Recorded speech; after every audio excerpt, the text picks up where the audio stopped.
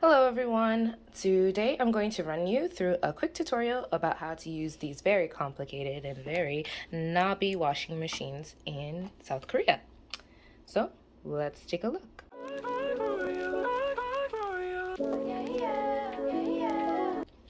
First, the layout. So here in my layout, and also most of the laundry machines have a similar layout, but basically on the left I have the place to put your detergent and fabric softener.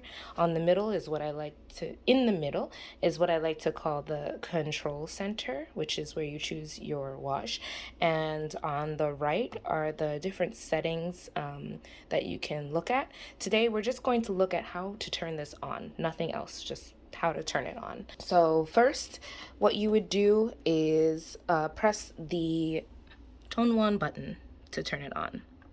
Ba-bam. So it usually makes a noise and starts flashing. Mine flashes until I turn the knob, in which case then I can select my wash. But you can't do anything until you turn this on. And then I put in the detergent. So here there are symbols: main wash, fabric softener, and pre-wash. The only thing you really need to remember is that the flower means fabric softener, but otherwise you can pretty much put your detergent in either one of these. It'll be fine. I use powder detergent. I bought this powder detergent at Daiso for about 1,000 won. It's right there, 1,000 won.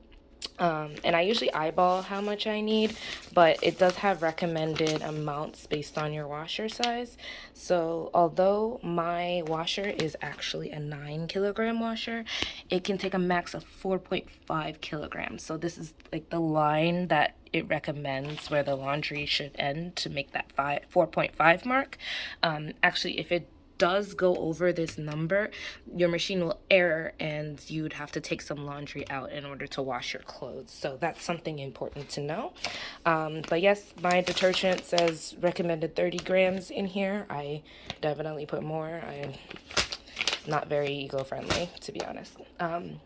But there are 3 different kinds of detergent, which are the pinu.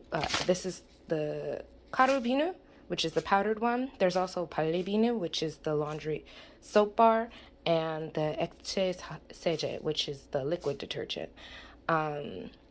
Yeah, that's pretty much it for detergents. So after you've pressed the tone 1 button, the turn on button, and then you've put in your detergent, then you have to choose your cycle. So the Pyojun is the standard cycle. It usually starts there unless you have to select it, in which case always go for the Pyojun.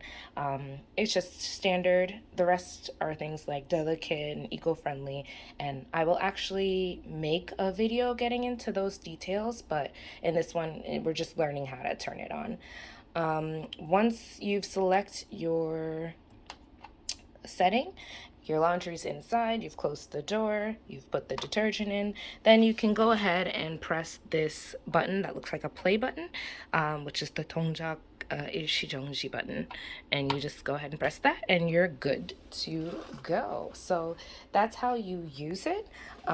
Another quick note is that Korean apartments don't come with dryers unless you're rich. So you will have to buy a drying rack like this one to hang your clothes up when you're done washing them. This cost me, I think, about 3,000 won, so they're not expensive in any way. But that is something to know, because if you wash your clothes, you need to hang them up somewhere. So that's about it. One last thing is, when you do wash your clothes, keep this door open.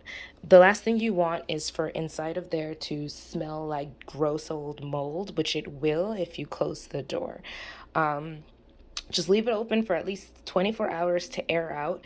Obviously, if you forget and you leave it closed and you get that moldy smell, you can just run a wash and it'll clean it right out. You can put a little bit of bleach in here too to kind of disinfect, but otherwise just leave it open. You just don't want to deal with that.